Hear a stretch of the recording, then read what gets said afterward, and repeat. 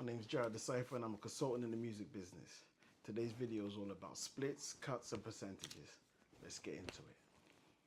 So let's start with the independent situation. There's a few types of deals you can get into and each deal determines what percentage you get, what percentage the label gets, whatever.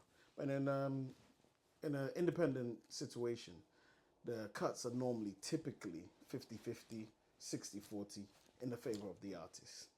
Now, the independent label gives you that sort of share because they don't have a big, massive machine behind them. They have a great network.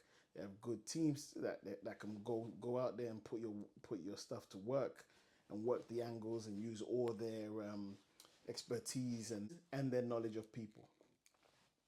So they understand that where they're coming from is not from a major standpoint like a major label would. So they typically give you deals like that.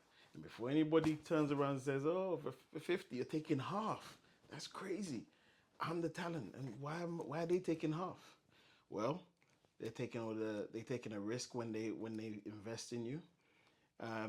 You get to tap into their networks and their pool of expertise, and it's a 50-50 thing. I bring my expertise, you bring your talents, we put it together, we go out there and make magic, and then we split the profits 50-50, 60-40. So when you take this same situation and you flip it and go into a major situation, it now becomes 82-18. 18 to the artist, 82 to the label. You might say, wow, that's ridiculous. It is ridiculous. It's very high margins, but again, they're taking the risks. Now, the difference between the major and an independent is the major is going to put so much money into you. They're going to make sure that they pump so much money into you. They're going to hire the best of the best, all that other stuff. So that's what it comes with. But at the end of the day, it's down to you, whether you go with them or not.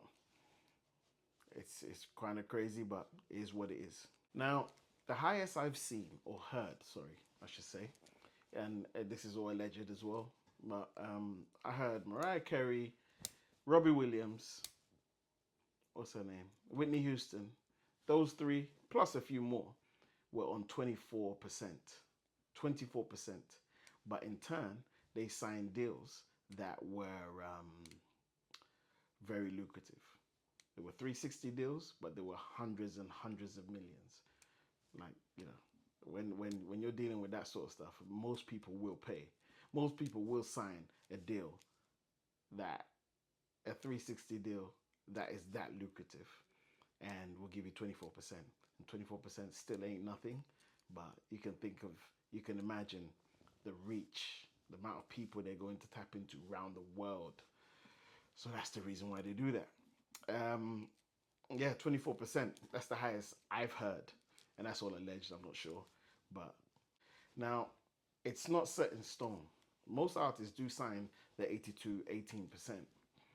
But what happens in the end is if you come out and you do well, especially on your first project, because you've got favor with them and they want to make you happy, what you do is, anybody with a good manager would do is, you take that deal, you call a meeting, you go and sit down with them and say, listen, I'm happy with everything going on here, but these terms have to change, and you negotiate. You have to be a bit aggressive with them, but you negotiate. They would want to do the right thing and give you a little bit more. How much you get is what you negotiate. Don't ask me. I have no idea. But everyone's different. But I've known people to go after the success of their first project and go renegotiate. So at the end of the day, when it comes to stuff like this, you have to decide what's best for you. Is the independent way where you're losing 50 or 40? Or is it the major way where you end up giving up 80%, 82% and then walking away with 18? So yeah, so one of the things I forgot to mention was that when you get into a record deal, whether it's independent or major, doesn't matter. That split that you get, it applies to you whether you're in a group, whether you're in a 2-person group, a 5-person group, or a solo artist. It's the same across the board. So to put things into perspective, imagine Spice Girls. Now, just hypothetically using them, because I don't know their splits. I'm just using them as an example. Spice Girls, GLS, whatever. Imagine Spice Girls. 5 of them. They come into a situation. They sign a deal. They get 18% to share amongst them. 18% to share amongst 5 people. But lucky for them, they made so much money. They made so much money and generated so much income that they made that 18% worth millions. Because at the end of the day, they all walked away with millions and millions and millions each when they were done. So that's something to put into perspective. Like, it doesn't matter how many you are, you could be the Wu-Tang Clan, whoever, that's your share. Now, the only way is to go back and renegotiate, as mentioned, once you get some sort of success. That's key and very critical. So, yeah, imagine that being with a major label, getting that 18%, and there's 5 of you, and you all have to split that 5. But you don't all. It's not just splitting the profits. Also, your recruitment. Recruitment being the money spent on you, your marketing, your videos, your advance money, all these other things. All of those things are recouped from your 18%. So imagine you make £100. You make £100 from your album, automatically 18 pounds 20 is yours, right? To share with your group. But that £18.20, if they've spent £40 on your marketing and stuff, it comes out of your 18%.